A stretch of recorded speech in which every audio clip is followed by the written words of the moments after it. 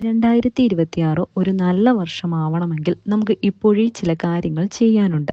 അവ എന്തൊക്കെയാണ് എന്ന് ഈ വീഡിയോയിലൂടെ നമുക്ക് നോക്കാം. അതിൽ ഒന്നാമത്തേതാണ് ക്ലിയർ യുവർ സ്പേസ് എന്ന് പറയാം.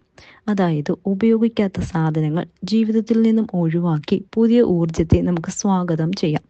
അതിപ്പോൾ നിങ്ങൾ ഉപയോഗിക്കാത്ത വസ്ത്രമായിക്കോട്ടെ, അല്ലെങ്കിൽ മറ്റ് സാധനങ്ങളായിക്കോട്ടെ, ഉപയോഗശൂന്യമായ കാര്യങ്ങൾ ജീവിതത്തിൽ നിന്നും ഒഴിവാക്കണം.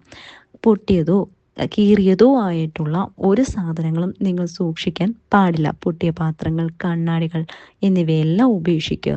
അതുപോലെ തന്നെ ഉപയോഗശൂന്യമായ പേപ്പറുകളൊന്നും സൂക്ഷിച്ചു വെക്കേണ്ടതില്ല. അവയെല്ലാം 2025 അവസാനമാകുമ്പോഴേക്കും നിങ്ങൾക്ക് ഒഴിവാക്കി പുതിയ ഊർജത്തെ സ്വാഗതം ചെയ്യാൻ തയ്യാറായിരിക്കണം.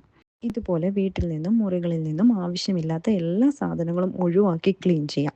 അടുത്തതായി നമുക്ക് ക്ലീൻ ചെയ്യേണ്ടത് നമ്മുടെ മൊബൈൽ ഫോണുകളാണ്. മൊബൈൽ ഫോണുകൾ എങ്ങനെ ക്ലീൻ ചെയ്യാമെന്ന് വെച്ചാൽ, ചില കോണ്ടാക്റ്റുകൾ ഉണ്ടാവും. നമ്മൾ ഒരിക്കലും അവരെ കോണ്ടാക്ട് ചെയ്യാൻ പോകുന്നില്ല, ഭാവിയിലും പോകുന്നില്ല, കഴിഞ്ഞ ഒരു വർഷമായി നമ്മൾ കോണ്ടാക്ട് ചെയ്തിട്ടുമില്ല. ഇത്തരത്തിലുള്ള കോണ്ടാക്റ്റ് നമ്പർ നമുക്ക് ഡിലീറ്റ് ചെയ്യാവുന്നതാണ്. അതുപോലെ തന്നെ ചില വ്യക്തികളുണ്ട്, നമ്മുടെ മെൻ്റൽ പീസിനെ വളരെയധികം ഡിസ്റ്റർബ് ചെയ്യുന്ന കുറേ ആളുകളുണ്ട്. എന്നാൽ നമുക്കവരെ കളയാനും പറ്റില്ല, അല്ലെങ്കിൽ ഹോൾഡ് ചെയ്ത് വെക്കാനും പറ്റാത്ത കുറേ വ്യക്തികളുണ്ട്. അത്തരത്തിലുള്ള ആളുകളെ, നിങ്ങളുടെ സന്തോഷങ്ങളെ ബാധിക്കുന്ന തരത്തിലുള്ള വ്യക്തികളെ പൂർണ്ണമായും ഒഴിവാക്കുക. അത് 2025 അവസാനം നിങ്ങൾ എടുക്കേണ്ട തീരുമാനം തന്നെയാണ്. അത്തരത്തിലുള്ള വ്യക്തികൾ നിങ്ങളുടെ മെൻ്റൽ പീസിനെ, നിങ്ങളുടെ സന്തോഷത്തെ ഇല്ലായ്മ ചെയ്യുന്നുണ്ടെങ്കിൽ നിങ്ങൾ അത്തരത്തിലുള്ള വ്യക്തികളിൽ നിന്നും ഒഴിഞ്ഞു നിൽക്കുക എന്നുള്ളത് ഇമ്പോർട്ടൻ്റ് ആണ്. അതുകൊണ്ട് തന്നെ അത്തരത്തിലുള്ള വ്യക്തികളുടെ കോണ്ടാക്റ്റുകൾ ഡിലീറ്റ് ചെയ്യാവുന്നതാണ്.